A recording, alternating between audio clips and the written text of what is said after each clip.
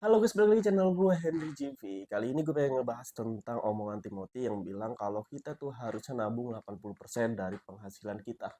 Kalau emang benar-benar kalian mau ngerasain apa namanya ya?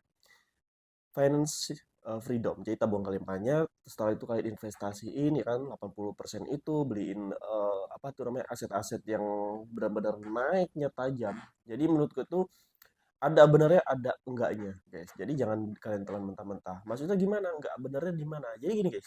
Setiap orang kan beda-beda ya penghasilannya. Kita konsumsiin karena rata-rata orang itu bekerja ya, di contoh kita ambil di UMR gaji bekerja dan menghasilkan gaji. Enggak semua orang berusaha ya. Pengusaha, enggak semua orang pengusaha maksudnya. Kayak yang penghasilannya naik turun tapi bisa besar, bisa kecil juga. Nah, tapi kalau kita lihat gaji UMR Jakarta ini berapa sekarang sih guys ya? Taruhlah ya orang-orang gaji itu sekarang sekitar 5 juta aja. 5 juta. 5 juta kalian ambil coba 80% berapa yang bisa kalian tabungin.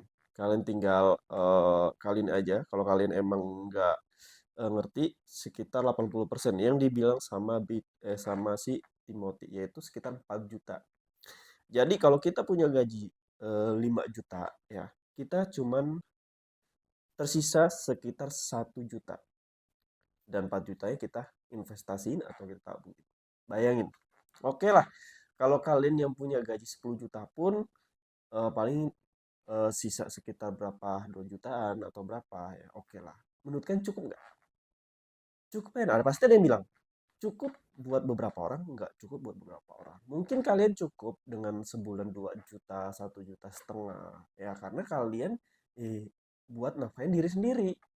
Ngontrak enggak, ya masih tinggal sama keluarga, orang ya masih rumah orang tua, terus juga nih posisi yang ibaratnya udah, terus makan juga bisa ditanggung sama masih ditanggung sama keluarga, ya kan.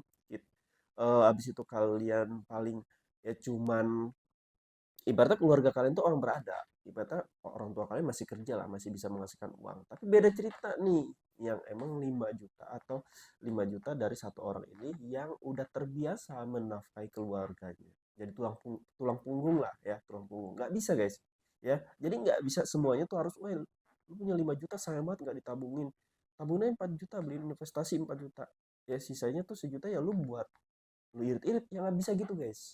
Ada beberapa orang yang gue dengar ceritanya, nah, dari teman-teman sekitar gue juga, mereka ada gaji 10 juta pun nggak bisa kayak harus 8 juta harus diinvestasiin, ditabungin, nggak bisa 8 juta 8 juta segitu guys, masih sisa 2 juta mereka sendiri. Bukan mereka, mereka tuh hidup atau makan tuh bukan buat diri sendiri tapi buat orang di sekitar mereka, entah keluarga mereka, ada yang nyekolahin adanya, ada yang bilang nafkahin keluarganya, masih ngasih orang tua ya kan, belum mereka bayar kontrakan. Itu nggak cukup guys, 1 juta 2 juta tuh nggak cukup ya, bayar kontrakan, kosan, listrik, air ya kan, belum kalian jajan makan.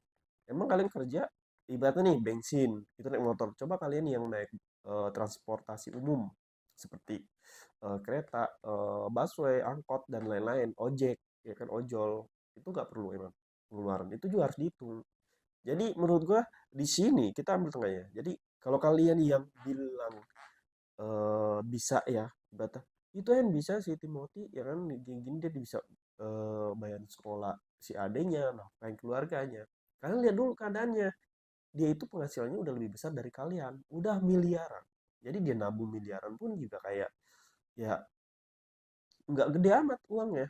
Beda kayak kita-kita yang emang gajinya ya pas-pasan segitu. Ya, penghasilannya cuma dari itu doang.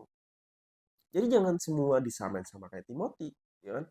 Ya, itu beda cerita, guys. Beda keadaan, beda situasi, beda ya kan? Jadi setiap metode trading plan atau investasi itu harus sesuai sama kondisi keadaan kalian. Gak bisa kalian paksain juga. Emang kalian mau kelaparan cuma gara-gara kalian investasi kayak hidup cuma 1 juta? Enggak kan? Enggak juga kan? Keluarga kalian yang harusnya eh ibaratnya kalian kirimin duit ke mereka buat mereka jajan makan, ya udah terbiasa lah ibaratnya. Terus semenjak kalian dengar kata-kata Timothy, kalian harus nabung 80% ya, kalian tabungin tuh 80% kalian investasiin, sehingga yang harus kalah keluarga kalian. Sedih nggak ngeliatnya? Sedih lah Ya emang nggak emang siapa sih yang nggak pengen maju, siapa sih yang nggak mau kaya, nggak mau banyak duit, ya, yang pengen mencapai finance freedom, ya, siapa sih kalau bukan semua orang. Tapi kan keadaannya beda. Jadi di sini tuh gue pengen kalian ngerti itu dulu, ya, jangan ngebanding bandingin.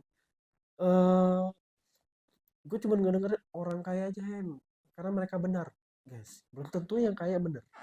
Kalau yang kaya selalu benar di zaman Firaun yang paling kaya, kenapa dia nggak bikin kisah, ya kalian tahu lah zaman Firaun. Firaun tuh kaya loh, kaya raya, tapi malah dia memperbudak orang-orang di bawahnya dia.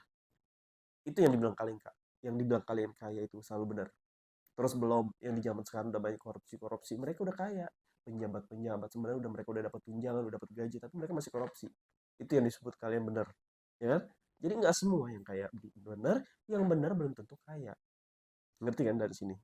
Jadi jadi kalian juga, gue yakin kok anak-anak sekarang udah pintar-pintar. Karena sekarang teknologi udah maju, gadget udah banyak, ya kan? Internet udah di mana-mana, paling tinggal searching, ada AI, tinggal tanya-tanya, ada AI, udah pintar gue yakin. Jadi di sini gue hanya meluruskan aja. Nah, caranya gimana Hen? Biar kita masih bisa ibaratnya nabung dikit-dikit adalah, ya tadi gue bilang, pertama kondisi diri kalian sendiri, ya. Kalian utamakan kebutuhan, bukan gaya, ingat ya, bukan gaya, kebutuhan dulu. Buat ini, buat ini, buat ini, buat ini. Nah, sisanya baru ditabung, ya kan? Sisanya ditabung atau diinvestasiin. Nah, kalau kalian kerasa kondisi kalian ada beda, wah ternyata pas-pasannya gue nggak bisa nabung, gue nggak bisa investasi nih, gimana ya nih caranya? Kalian cari penghasilan tambahan, ya, di luar dari kerjaan kalian utama ini nih, ya.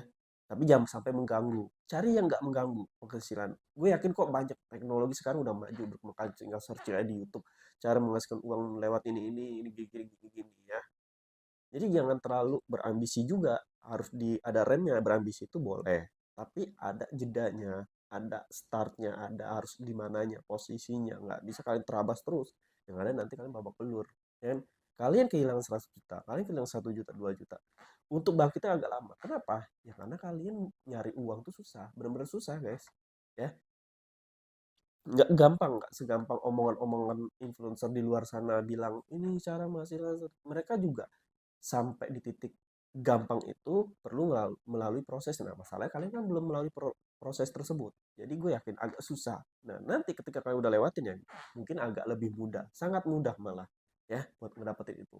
Tapi harus ngelewatin prosesnya. Jadi gue nggak setuju banget kalau kalian tuh harus nabung kayak 80% fix. Nggak setuju. Kecuali kecuali penghasilan kalian tuh udah ratusan juta, keluarga kalian hidup nyaman, ya kan? Kalian ibaratnya masih pas-pasan nih 100 juta per bulan. Kalian masih bisa tuh nafkahin keluarga kalian, ya kan? Dan 60-80% kayaknya juga nggak terlalu berat banget ya. 100 juta, 200 juta deh ya. Nggak terlalu berat banget, masih tersisa berpuluh-puluh juta, gue yakin masih bisa. Nah, apalagi kalau kalian kayak Timothy yang bilang dia udah 1 miliar, bermiliaran asetnya, udah rupiah. Nah, itu mungkin 80% ke atas juga kalian nabung juga masih bisa, ya, buat nafkahin diri kalian, orang lain di sekitar kalian, keluarga kalian tuh masih sanggup. Ya, beda cerita yang masih kayak ya UMR Jakarta, ya kan? Itu kalian harus benar-benar eh kalau gue bilang investasi secara cerdas, trading secara cerdas, ya cerdas, terus nyari uang juga secara cerdas. Karena kalau bekerja keras doang, banyak yang bekerja keras tapi nggak apa namanya, masih kurang, ya masih kurang menurut gue. Kerja keras, kerja cerdas itu harus diimbangi. Oke? Ya. Mungkin cukup sampai sini. Jadi gue harap kalian juga ketika nonton video gue, ketika nonton video influencer lain atau orang lain, YouTuber lain, ya kalian bisa lebih menyaring informasi, ya. Nggak seakan-akan ketika dia bilang kalian langsung lakukan, ya.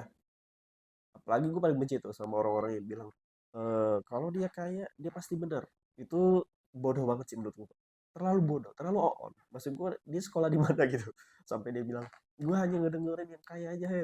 Aduh, ya yes. Kalau dia yang kaya nyuruh lu ke jurang lu mau ikut?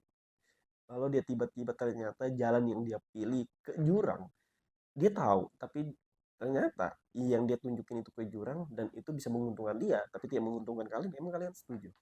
Enggak kan? Nah, jadi gue harap kalian lebih pintar aja dari sini. Ya gue yakin kalian lebih pintar lah dari gue. Ya gue aja masih belajar kok. Oke, terima kasih. Jadi kalau kalian yang mau belajar belajar trading, investasi, entah itu di aset emas, kripto, saham, forex, atau investasi lainnya, bisa cek di playlist YouTube gue atau bisa DM gue ya. Nanti gue masuk ke grup gratis. Di situ udah ada materi yang bisa kalian pelajari. Terima kasih udah nonton video gue. Sampai jumpa lagi di next video. Bye bye.